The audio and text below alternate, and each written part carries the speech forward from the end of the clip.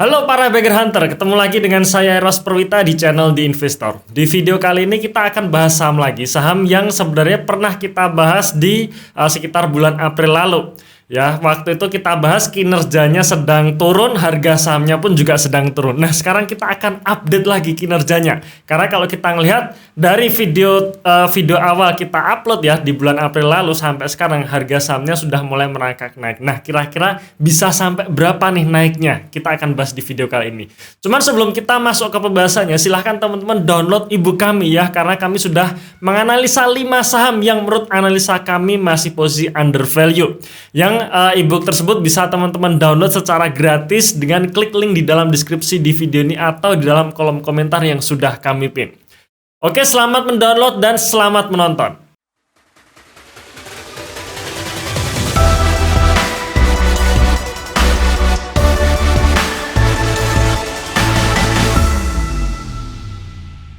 Oke, kita akan mengupdate kinerja Q2 dari saham Dimas atau Pura Delta Lestari ya. Dan ini adalah saham Dimas yang kita review di bulan April lalu ya. Jadi sekitar bulan April kita sudah mereview saham Dimas yang saat itu harga sahamnya ambles ya, harga sahamnya turun.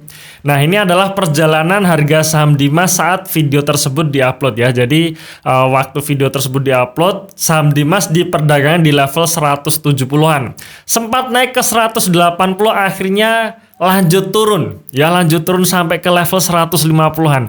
Kemudian di bulan Juninya ya, setelah laporan keuangan terbit dan ternyata menunjukkan kenaikan kinerja, harga sahamnya mulai naik dan sekarang menurut saya ini masih ada kelanjutan naiknya. Nah, kita akan bahas secara fundamental dan potensi yieldnya ya. Oke, sekilas mengenai saham Dimas. Sebenarnya kalau mengenai profil dari Pura Delta Lestari sendiri sudah kita bahas di video yang tadi saya tunjukkan ya di sekitar bulan April lalu yang kita bahas mengenai Dimas. Di situ kita jelaskan panjang lebar mengenai profil dari Pura Delta Lestari.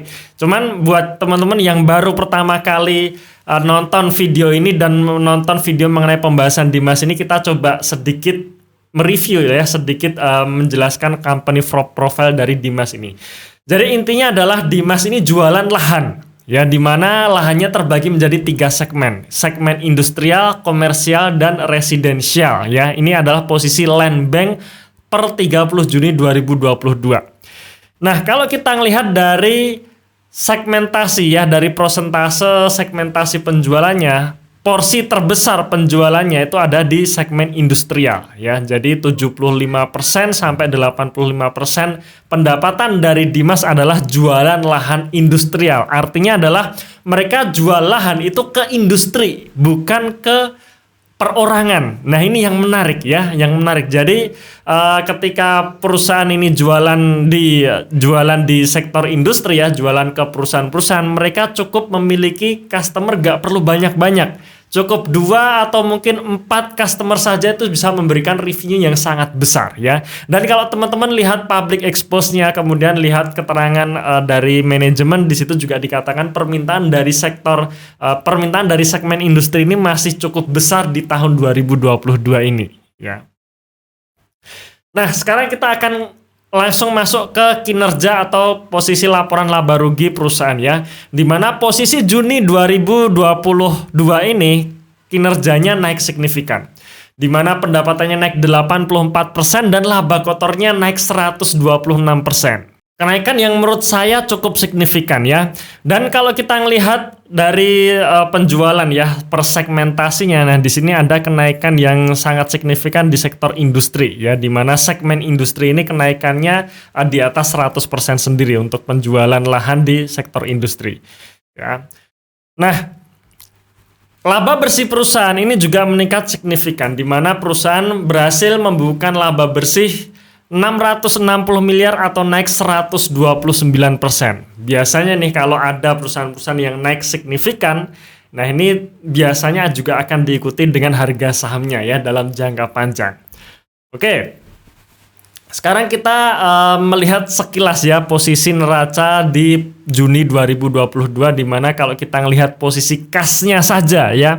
Kasnya saja ini menarik. perusahaan memiliki kas 70% dibandingkan total aset. Kasnya senilai 1,1 triliun rupiah. Kemudian kalau kita bandingkan dengan sisi liabilitasnya, perusahaan tidak punya hutang bank sama sekali. Ya, jadi perusahaan bebas dari beban keuangan. Jadi walaupun nanti suku bunga naik, perusahaan tetap aman seperti itu ya. Dan ngomong-ngomong mengenai suku bunga yang naik ini, karena perusahaan ini jualannya lebih ke segmen industri, maka menurut saya dampaknya tidak begitu signifikan ya dibandingkan kalau perusahaan-perusahaan yang mayoritas dia jualannya lewat KPR, KPR perseorangan terutama ya. Tapi kalau kita ngelihat di Dimas ini, menurut saya tidak terlalu berdampak dengan adanya kenaikan suku bunga. Nah, teman-teman bisa lihat total liabilitas posisi Juni 2022 sebesar 872 miliar. Artinya dari kasnya saja itu bisa membayar semua liabilitasnya. Ya, alias perusahaan ini memiliki cash yang sangat banyak ya, cash rich. Ya, nah, dan juga kalau kita melihat laporan arus kas perusahaan ya, di mana posisi Juni 2022 perusahaan berhasil membukukan kenaikan arus kas dari aktivitas operasi sebesar 4.395%. Ini kenaikan yang sangat fantastis ya. Dan kalau misalkan kita melihat arus kas yang sebesar ini ya, bisa dipastikan dividennya pun juga besar. Karena kalau kita melihat histori dari perusahaan ini ya, histori mengenai pembagian dividen, perusahaan selalu membagikan dividen dengan total payout ratio yang cukup besar juga ya. Kalau misalkan kita melihat rata-rata bisa dikatakan hampir 100% laba perusahaan itu selalu dibagikan ke dividen ya. Jadi buat para dividen hunter ya, perusahaan ini bisa jadi salah satu pilihan yang tepat ya buat kita kalau kita menginginkan dividen yang dengan yield yang oke, yang lumayan, yang besar seperti itu ya. Oke, ini adalah histori dari pendapatan maupun laba bersih perusahaan. Dimana kalau kita melihat histori pendapatan ya, pendapatan perusahaan sejak tahun 2019 sampai sekarang ini selalu mencetak pendapatan yang menurut saya cukup bagus ya. Tahun 2019 dan tahun 2020, bahkan di tahun 2020 pun ya, saat kondisi pandemi, perusahaan masih bisa mencetak pendapatan yang tinggi. Ya, tidak menurun dibandingkan 2019. Kenapa? Karena yaitu tadi salah satu segmen penjualan terbesarnya adalah segmen industri ya. Jadi segmen perusahaan yang membutuhkan lahan yang terintegrasi, maka pilihannya ada di Dimas ini.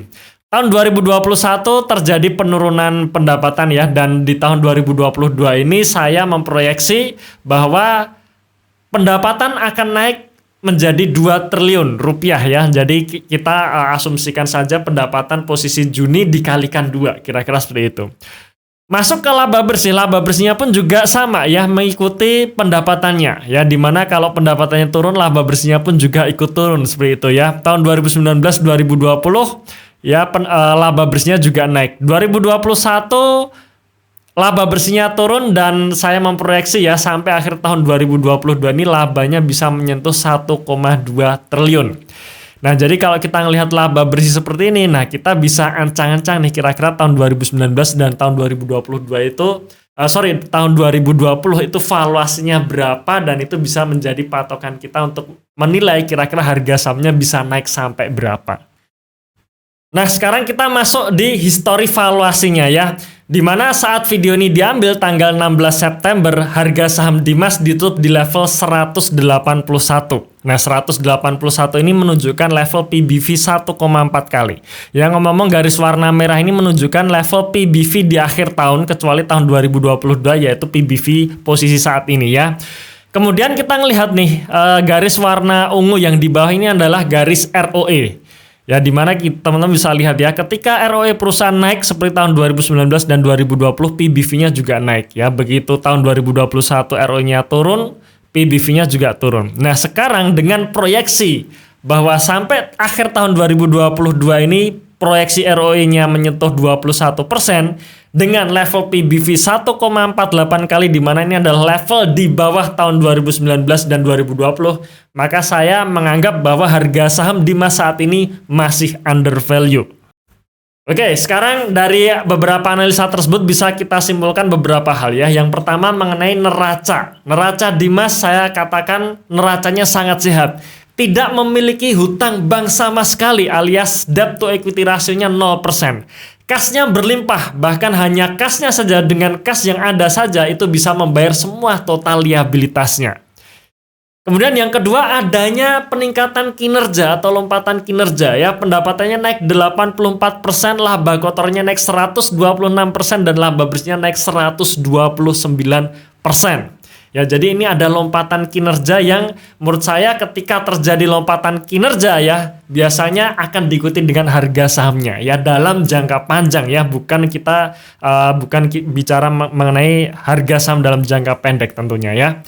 Oke, kemudian yang ketiga, jika perusahaan bisa mencetak laba bersih 1,2 triliun di tahun 2022 ini, maka proyeksi ROE di tahun ini adalah sebesar 22%.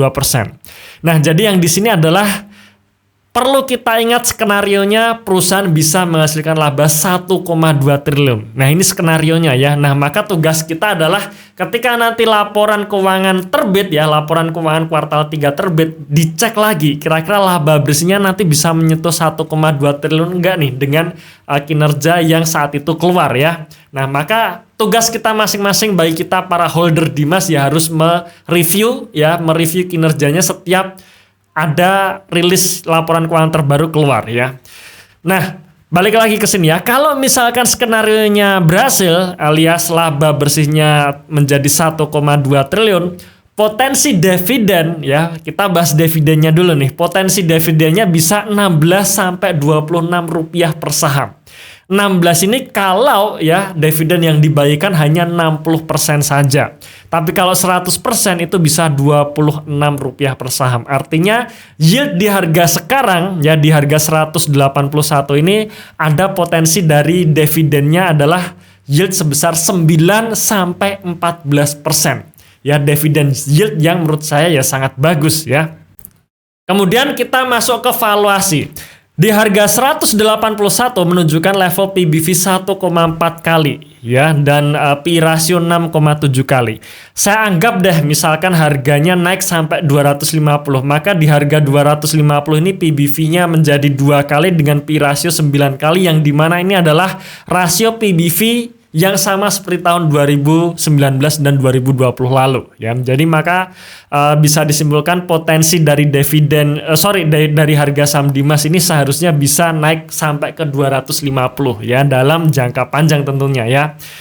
Apalagi kalau kita ngelihat histori harga sahamnya nih. Jadi seperti yang kita sampaikan tadi, ketika laba bersih perusahaan sama dengan tahun 2019 dan 2020, nah maka di situ bisa kita lihat ancang-ancang harga tertingginya itu berapa. Nah, tahun 2019 ya dan tahun 2020 harga saham Dimas itu pernah mencapai level 280 dan 350 ya, dan ini adalah level optimisnya ya. Cuman kalau kita ngelihat level konservatifnya ya, harga 250 itu bisa kita jadikan acuan sebagai harga wajarnya. Nah, oke teman-teman sekalian, itu sekilas review mengenai saham Dimas ya. Dan sekali lagi, informasi di video ini hanya bersifat informasi umum saja. Tidak ada ajakan untuk membeli, tidak ada ajakan untuk menjual. Semua tanggung jawab ditanggung masing-masing ya. Terima kasih sudah menonton video ini sampai akhir. Tunggu video kami selanjutnya dan salam Passive Income.